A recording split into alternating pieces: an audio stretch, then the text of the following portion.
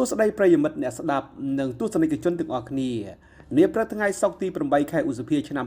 2026នេះពិភពលោកកំពុងសម្លឹងមកកាន់ប្រទេសហ្វីលីពីនគណៈដែលថ្នាក់ដឹកនាំកម្ពុជានៃអាស៊ានបានជួបជុំគ្នាក្នុងនោះដែរសម្ដេចមហាបវរធិបតីហ៊ុនម៉ាណែតនាយករដ្ឋមន្ត្រីនៃព្រះរាជាណាចក្រកម្ពុជាបានអញ្ជើញចូលរួមកិច្ចប្រជុំកម្ពុជាអាស៊ានលើកទី48ក្នុងកិច្ចប្រជុំពេញអង្គដើម្បីពិភាក្សាលើបញ្ហាតំបន់និងសកលលោកដ៏មានសារៈសំខាន់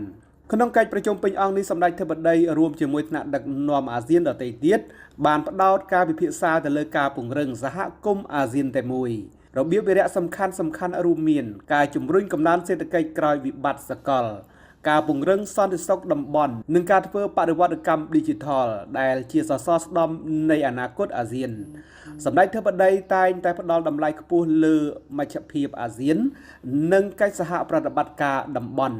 ដើម្បីធានាបាននូវសន្តិភាពនិងវិបុលភាពយូរអង្វែងសម្រាប់ប្រជាជាតិទាំង10ក្រៅពីកិច្ចប្រជុំពេញអង្គវត្តមានរបស់សម្ដេចនាយករដ្ឋមន្ត្រីនៅលើទឹកដីហ្វីលីពីនក៏ជាឱកាសមាសក្នុងការបង្ហាញពីសក្តានុពលរបស់កម្ពុជាទៅកាន់វិនិយោគិននិងមេដឹកនាំពិភពលោក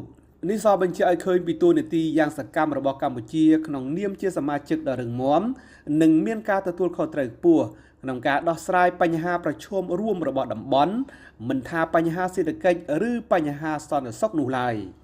នេះគឺជាជំហានដ៏មានអត្ថន័យមួយទៀតនៃវិស័យការបរទេសរបស់កម្ពុជាក្រោមការដឹកនាំរបស់សម្ដេចមហាបវរធិបតីហ៊ុនម៉ាណែត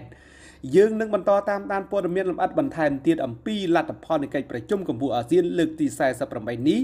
នៅវីដេអូក្រោយៗទៀតសូមអរគុណសម្រាប់ការតាមដានទស្សនាកុំភ្លេចចុច Like Share និង Subscribe